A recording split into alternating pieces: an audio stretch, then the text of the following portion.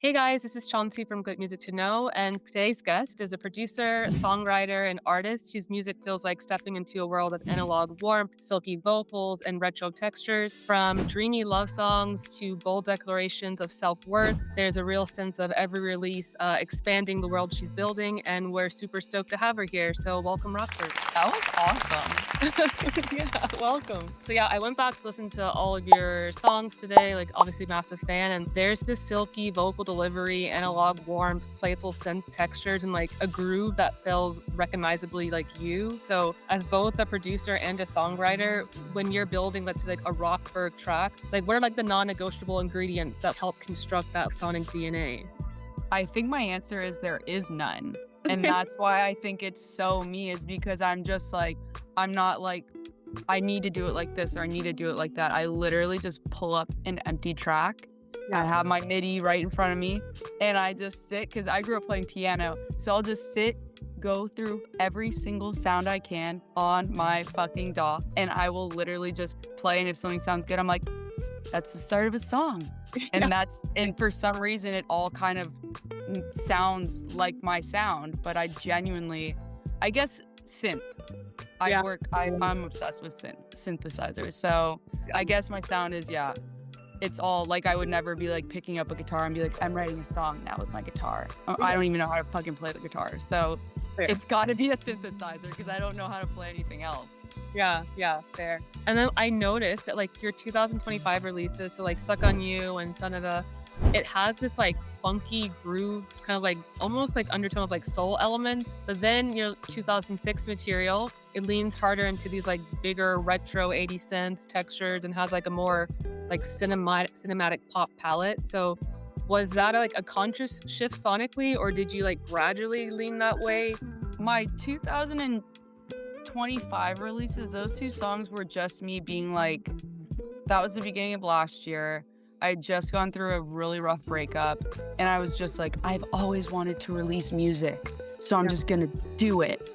So those songs were songs that I'd written a long time ago, and they were just easier for me to like quickly mold to be like, now I'm doing this thing. So I didn't really put a lot of intention behind them, and now my songs are feeling like big and cinematic because that's genuinely like what my sound is, just because I'm obsessed with adding 1000 synths and reverb into a song, so it just ends up sounding like that. If I could go back, those songs, I love the funkiness of them, which I would keep, which was because of just the drum machines I was listening to at that time, because I was trying to like not be depressed. So I was like, come on. So they sound more like like fun, but really it was because I just really wanted to start releasing music on my own, and those songs I had already written, and they were just like, but everyone's got to do their first song that they put out, and then it's kind of like, oh, I did it. And that's why it's also taken me so long to release music since then, is because I just like put those out before really being like, all right, let me start writing music that like feels more aligned with who I am as a musician. I noticed a lot of your songs live in this like space between, sometimes it's like infatuation, emotional chaos, there's heartbreak, there's also freedom. So like whether it's I'm Stuck on You or like Go Go Go, Fall Into Me Faster, or even my favorite line, I Like to Cry, That's Why You Said Goodbye. Yeah. Do you like consciously return to those themes, or do your songs just like naturally tend to find them or find you somehow? Just through living life, I've realized that everyone just wants to like be seen and be loved and be, just, I think it's just a universal feeling that a lot of people are so embarrassed to talk about, that like, I think though, like my lyrics and what I lean into is just naturally what comes from me, because I think it's like just a struggle everyone has every day. And I've worked hard, but I've just also been so lucky that my family's always been so encouraging of me that I've never had to really struggle in that way, but I see it all the time, and people are always like, I'm so jealous that you're just who you are. So like a common theme in my life is keep being who you are, because people see that and they love that and they want that. So like I want all my songs to be encouraging of people to be like, go and do you, because that's like the best part about life, is like feeling that moment of like, oh, I'm being myself right now, fully. Yeah. And I think some of your songs are probably also, like, cathartic for people, and they're like, "Okay, we're going through the same stuff, I don't feel alone." So that's also, I Literally, yeah. like, a great feeling for the listener. But then, I don't know if I'm saying this right, the song, is it A, Yeah, yeah. Like, When I wrote the lyric of that, when I wrote that as the title, I was like, "Why didn't you do A, like A-H, like A, or like, no, A-Y instead of wait, why? E-Y." Yeah. I don't know why I spelled it with an E-Y. I just did, and then afterwards, I was like, "Fuck, what did I do?" Too late. No, it's okay. I just wanted to double check. But yeah, like I But said, yeah, it I should have like been A, A, but I love this song. Like I said, I don't know, for some reason I love the lyric, like, "I like to cry." It's probably why you said but goodbye. It's, like, vulnerable, but there's also strength in it. Just going back to the title, when you say "I'm a fool" in the song, are you speaking through, like, someone else's judgment, or are you reclaiming that word for yourself as the act of walking away? Yo, both. Yeah. You hit it. It's both because it's like, first of all, you gotta own that this place is ridiculous and silly, and like the world is ridiculous, and we're all fools, and the only way to like function properly is just accept the fact that you are a fool, and it Yeah. makes it easier because then if you're like, what you're doing is fucking weird, I'm like, yeah, it is weird, and then and then what can they do? What Yeah. can they do after that? It makes everyone else powerless in your narrative when you can be like, I already know. I already know I'm weird. It doesn't matter if you tell me that. So Yeah. yeah, it's like reclaiming it, but also it's like, oh yeah, I am the fool. I am the fool because I cry, which is like a facetious way to be like, just a little bit, you know? Yeah. Just a little bit of like, yeah, I'm a fool because I'm like living my life. That makes me the fool. Yeah, yeah, I love that. Son of a, there's humor, there's rebellion. It's like an identity all wrapped into one. So when you repeat, yeah, just sit, quit, get over it, is that like a voice that you've had thrown at you, or is it Rock Berg throwing it right back at you? It's me throwing it right at myself, Okay. which is like actually so awesome that you're asking that because my next song that I'm releasing is all about me talking to myself Yeah. about like that same sort of sentiment of like, you're the one wasting your time. You're the one doing the thing that is holding you back. There's one person standing in the way.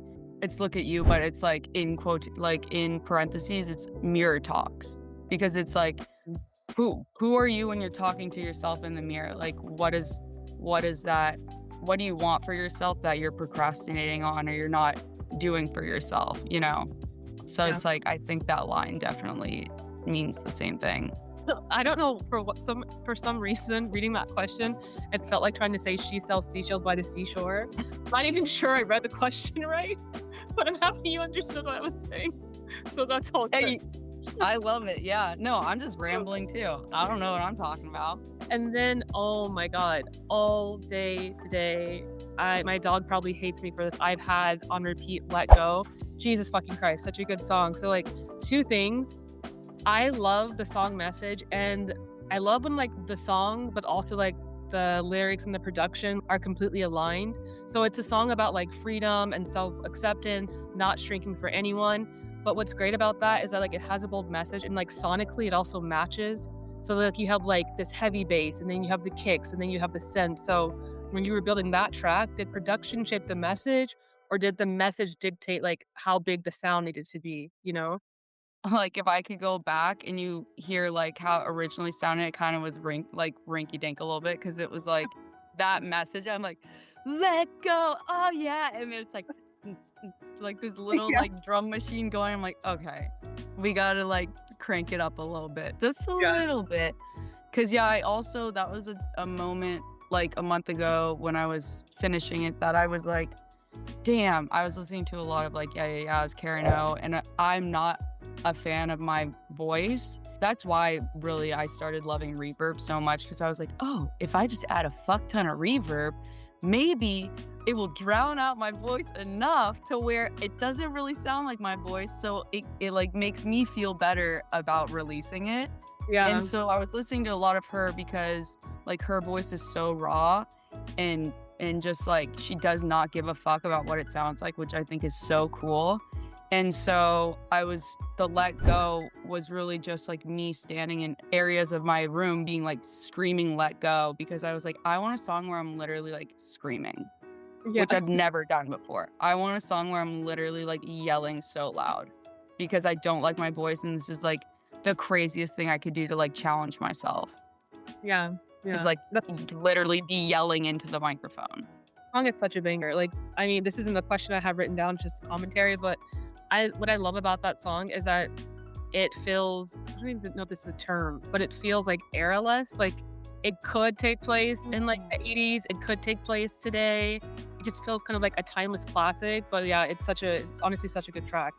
And then you kind of already answered the next question. It was about vocals and production. I actually love your vocals, but, like, sometimes they don't feel separate from the instrumentation. Like, you find a way to, like, melt your voice into the synths, into the reverb, and, like, the textures. So when you're building a track, what makes you lean towards, blending your voice into the music rather than, like, letting it sit on top of it? Well, I think you just answered that. You know what's so funny about that is that's my number one critique. Like, everyone's like, fuck, you do this all by yourself. This is insane. Like, Right. all about my production. And then they're like, and why do you just fucking bury your vocals? Like, that's not gonna get you anywhere. And I'm like, because I don't like singing.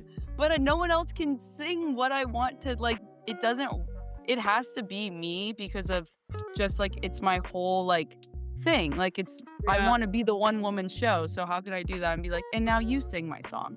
But I bury my vocals because I do not like my voice.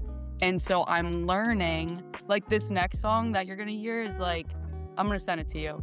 It's like, so my vocals are on top and I feel naked as hell. I'm so scared. I think I'm going to find a happy medium. I think is where I'm going, is like, don't bury them because you're scared of them. Melt them in because that's the vibe you're going for. Yeah. But yeah, like, people are like, I feel like I can't touch, like, you can't like really like touch the song because it's like all so like intertwined and there's nothing like on top like to grasp onto, really. It's like a vibe. I'm a fan of a vibe. I mean, one of my favorite albums is Depressed Cherry. Is that what it's called? By Beach House? And Oh her shit. and Yeah. and they all, and that's the same thing as well. Like, she also, it's like meshed together. But I love that sound because it feels like everything is just cohesive in one, and it keeps you in this like nice trance. Like, I don't know. I'm a fan of it. So yeah. Oh, well, I'd love to hear that. Maybe I'll crank them down a little bit after this, I'm a after fan the of call. I'll just turn down my vocals a little bit before I send it to you. it. And so what's next on the agenda for 2026? So can we expect an EP, more 80 infused banger collabs with David Blazer? Like, what's on the agenda? David Blazer, my guy. We have been having so much fun. So, because he can play guitar.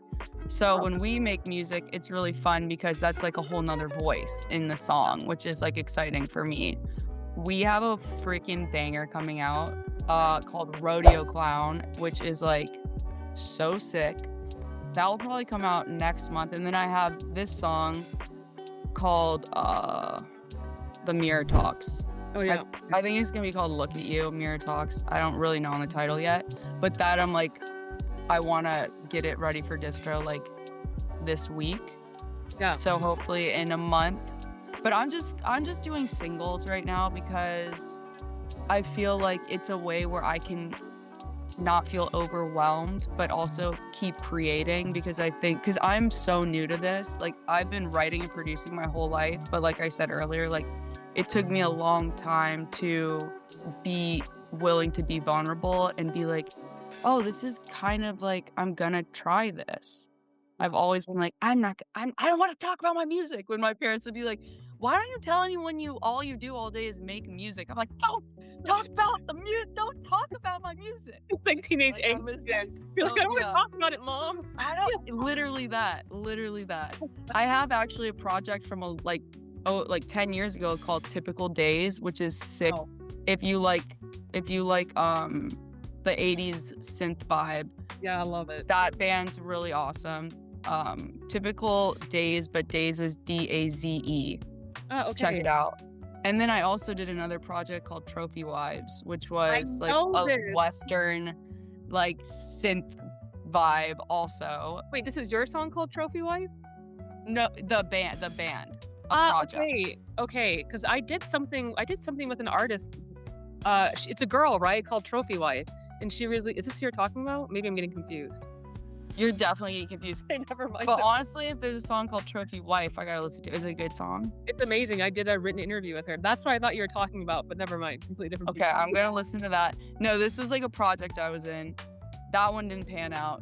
David Blazer and I are constantly, I'll be with him tomorrow in the studio. Like, we're best friends. So, like, we just make music to have fun.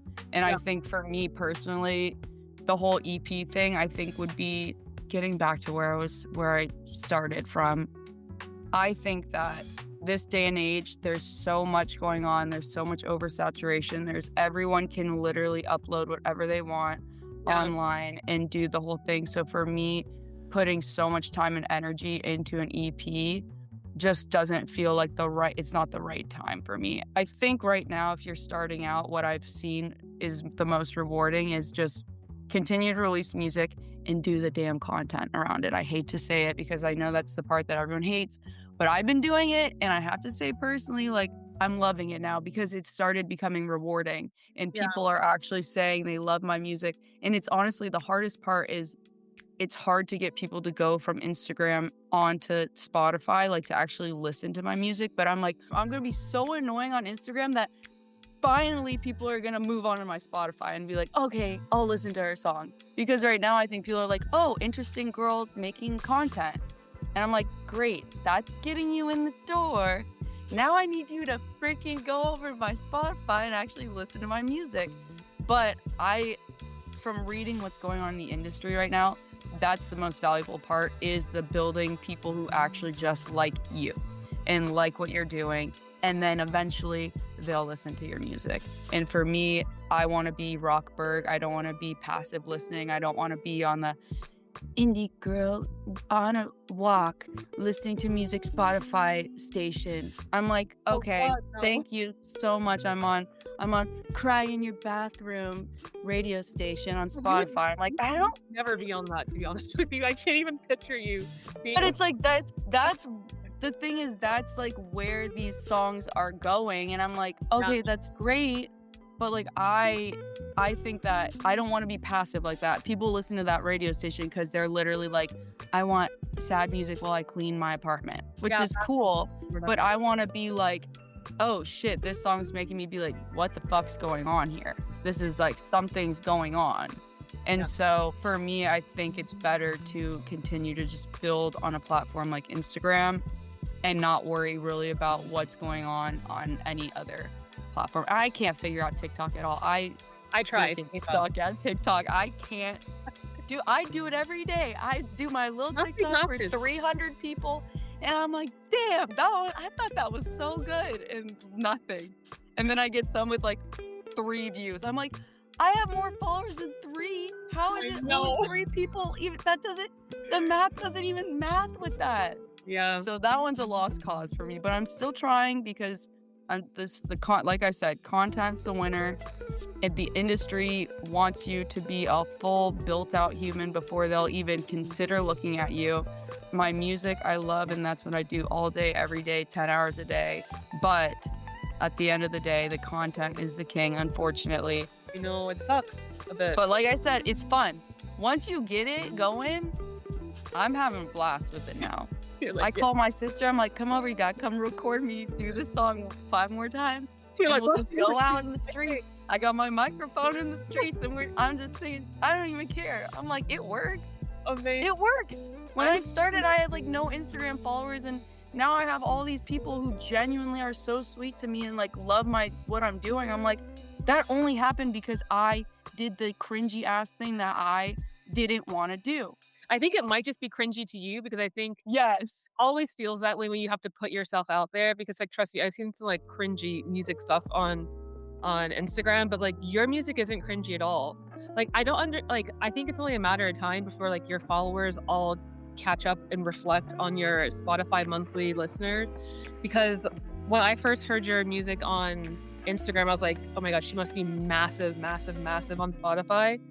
But I think it's, like, only a matter of time because, like, your songs doesn't sound like someone that's just, like, put music out last year. Like, there's, like, a real, like, seniority to your sound, and I'm just waiting for, like, Let Go to blow up. I think it's gonna like, Let Go honestly has, like, that what's that guy's name? Joe in the beginning. Oh, okay. It's like that type of feel to it when you listen to Let Go, you know, where you're like, Yeah, "Yeah." tell me, what's your opinion? What do I need to do?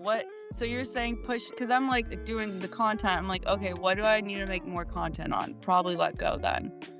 Because I I'm like, Let Go I'm is always like asking people, like, what do you think I should be doing? I think As Let Go someone who listens to my music, what do you think? I think Let Go was, like, super, super strong. I don't know, like, I feel like at the moment, everyone is super into this kind of, like, retro '80s synth, like, throwbacks are, like, in right now. Everyone's into this nostalgic style. It doesn't even matter what genre you're in, like, whether it's, like, the Midwest emo, even that sound, like, is, like, early '90s, alternative, or if it's not that genre, it's, like, going further back. I think everybody right now that I like is doing some type of '70s synth or keys, Mmm. callback nostalgia type beat. I don't know, it just seems like that's what people want, and maybe not to get, like, psychological, but maybe people want that because there's so much horrible shit happening right now, and this music is a form of, like, escapism and a Oh, place of, like, sick. empowerment, you know? So, like, you hear this beat and you're like, "Fuck yeah," like, it's retro, it's fun, it's timeless. But yeah, I think Let Go could be, like, a huge one for you to do stuff around for sure. Thank you for saying that. And yeah, I think you're right. It's something that right now there's so much just pop going on, and it's like it's very marketable and smart, obviously, but like where can you find really music that's like from another time? That's I think all the pop yeah. is also starting to sound the same. To me, they're all starting to, like, blend together. It's like one mega girl. And then you have, like, I don't know if you know this band. They're called I'm sure I'm saying this name right, but they're called, like, Hout or Hot and Freddie, Haute. Oh, Han Far, yeah, I know them. Yeah, yeah, yeah. This Yeah. is exactly what I mean, like, that callback to, like, that early '80s retro synth sound, and that song that they have, "Dance the Pain Away," it exactly kinda reminds me of your song, like, "Let Go," where it's, like, this old school nostalgic feeling that just, like, makes you feel so damn good and happy you wanna move. But yeah. Yeah. And I've talked to her, and she's what's so funny about what they did was the same thing of like she was like, our music isn't translating. But I don't want to, not to speak for her, but it was Uh, our music's not translating, but I don't want to do content. And then one day she was finally like, fuck it, I'm gonna do the fucking content. Look And what then she happened. started doing those videos of her just singing crazy, and all of a sudden, there they went. And it was like that, it really is like because you have to paint when your music is weird and out there, Love you it. have to paint the picture of what that looks like. Exactly. Because if you're not showing what it looks like, it's really hard to grasp onto it. Yeah. Like, it's really hard to listen to maybe a song that I write and not be like, that was so crazy that I don't even know where to go. But when you hear, like, you see someone singing it, looking like that era, then you're like, oh, this is giving the vibes of like the Eurythmics or something more like in Yeah. that vein. And you're like, oh, okay, I get it now. And I appreciate you saying that I'm gonna blow up there, because that's obviously my hope. But it's like there's so much going on that Yeah. it's hard to like get in there like that. Yeah, for sure. Yeah. So they don't have 600 listeners because they suck. They have 600 listeners because they I don't have a record label like pushing their fucking shit in front of everyone. Yeah, yeah, it's true. And the great thing is some of the artists that I interviewed, like, when I first started doing this, some of them started out with maybe, like, 8K, and now they're up to, like, 100K, so it's great to see them, like, growing over the years, but, yeah, sorry, we got Love that. we I definitely love what you're doing. No, seriously, thank you for doing this for Yeah, like of artists course. like me, because this is like a cool way for me to like be more involved in what I'm doing. Because Yeah. for me, I'm like, write a song, make content. That's it. Write a song, make content. But it's like these are the things where I'm like, oh, cool. Like I'm getting in the cut of like actually being a musician. Yeah. This is the stuff that like makes you feel more like, oh yeah, I'm not just a person making a song and making content around it. Like I'm getting in the scene of I'm doing this. Hey, Yeah. hey. Yeah.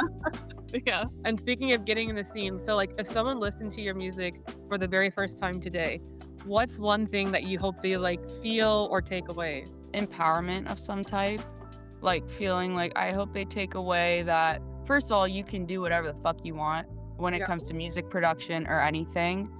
You can literally do whatever you want. Like, those songs I have, especially this new one, like, I have so many fucking, like, stringed instruments, and I have the weirdest sounds, and I'll be like, "Yeah!" Like, so crazy, and then I'll, like, put all these filters, like, you can do whatever you want, and I think people are scared because 'cause they're like, "Well, I don't know how to do it," and it's like, there's no people told you there's a way to do it, but they're lying. Yeah, You exactly. can make music however the fuck you want. Yeah, So I hope they take away, like, wow, that was not normal, and that's cool. That, like, that's not normal, but I still liked it. exactly. Exactly. But yeah, I think those were like the main questions I had for you, but are there any final words that you want to leave your friends, Jesus Christ, your fans and the listeners? They are my friends. Everyone's my friend. I'm here and I'm not leaving, and if it's gonna take me a year, if it's gonna take me 10 years, I'm gonna get to the level where I'm making money doing this, good money doing this. So stay tuned, 'cause I ain't stopping.